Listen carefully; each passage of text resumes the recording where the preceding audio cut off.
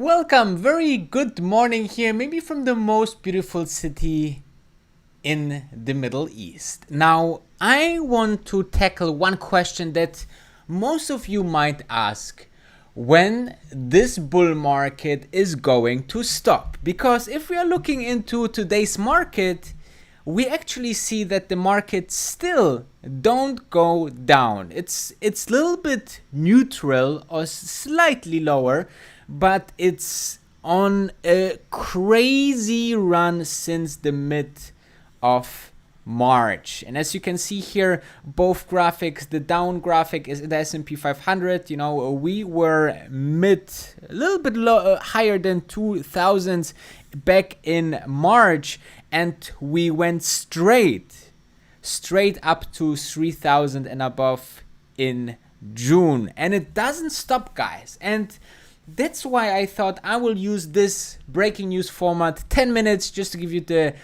quick points why and what could stop the market. Okay, so let's dive directly into it. And it's not only you or some other people out there that thinking that the market should go down. As you can see on this graphic, lots of longs only funds or hedge funds are not that long positioned. Okay, so as you can see here, the same we had around 2009, 2010, but you remember what happened, right? In March 2009, actually we went up and we never went back to those lows. So you can see that this is maybe also another sign that we reached already a bottom back in March. And the only couple of things that I can imagine that will drive a market lower is the following things. And therefore I prepared, this beautiful graphic here.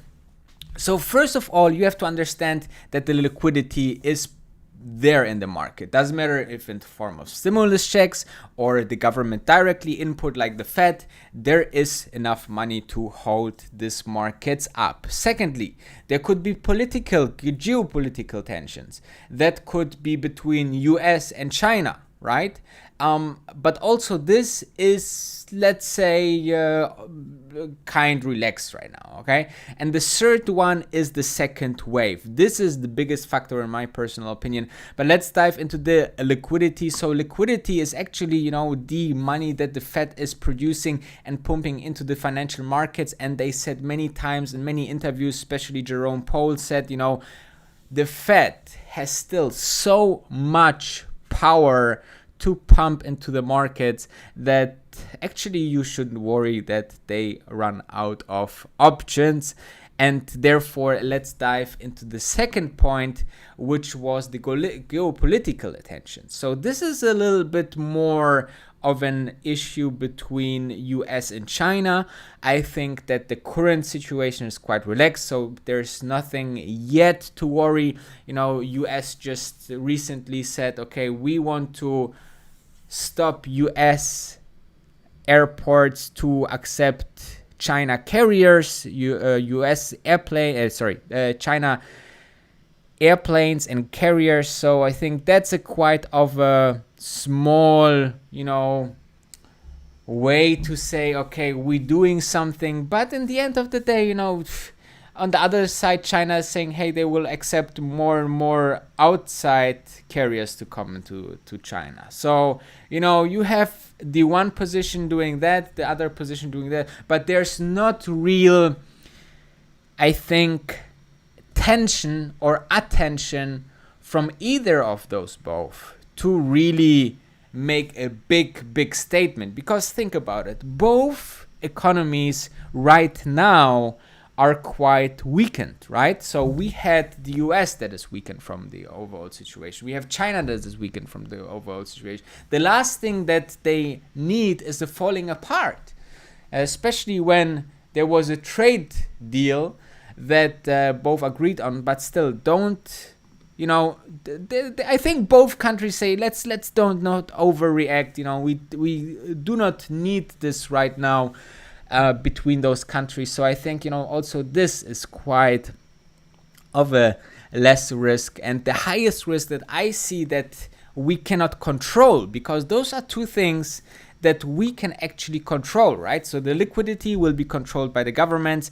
There will be the absolute geopolitical tensions that will be also controlled by both of the possible countries. And then you have the second wave. The third point here on my list is actually not that controllable, because how you want to do this when, you know, it's a health crisis that nobody can protect, right? So this will be the third, but maybe the most important question, how the markets will react to that. So let's dive into that, which is actually this graphic that I found. So there are a couple of scenarios. So there was doctors, there was people that came together and said, you know, how a second wave could actually look like.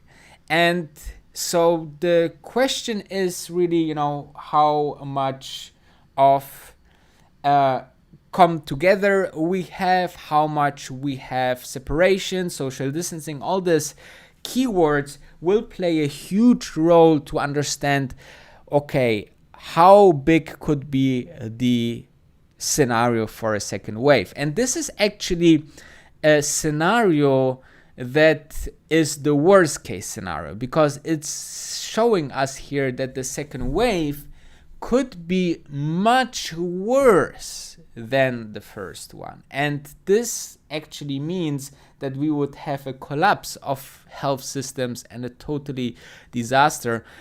Therefore, I believe this is a huge risk that we need to really watch closely here on this scenario board. And therefore I believe that this is from the timeline, as you can see here, it should be around maybe mid of July and starting towards September or August, you know. So this is something that still has a lot of time if you consider what's going on the stock market on a daily basis.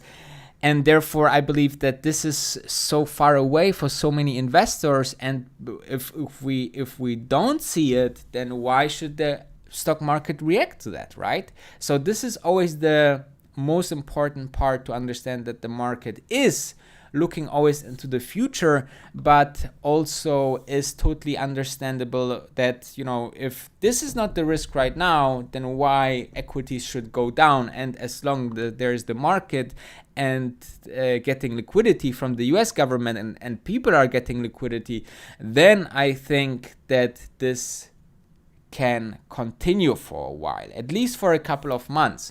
So we can go also sideways from here, but I don't see any big reason otherwise than the three presented that could be a big risk that everything goes down. So this is very important to understand, guys, because according to that, you can position your portfolio. And for example, I said this yesterday also in my stream, that a couple of days ago, you know, I covered all my shorts. Sometimes I short a little bit, but you know, in this market, I just said, you know, it's just doesn't make sense, guys. If everything goes up, you want to be the last one to have some shorts going on some kind of stocks that you think will go down, because it can go up altogether, and there is maybe the next stop just in a couple of weeks or months, or maybe never, right? I mean, maybe we see nothing out of this three that will stop the stock market for the next couple of months, because people think, hey, now it's a great opportunity to invest. Now there are opportunities in terms of value in companies that will recover, because eventually we will recover. That's definitely for sure. And therefore, I believe that, you know, this is very important to understand. Like it if you like it. And I highly appreciating if you smashing that like button. Thank you very much for watching, and I see you later with some more content here on this channel.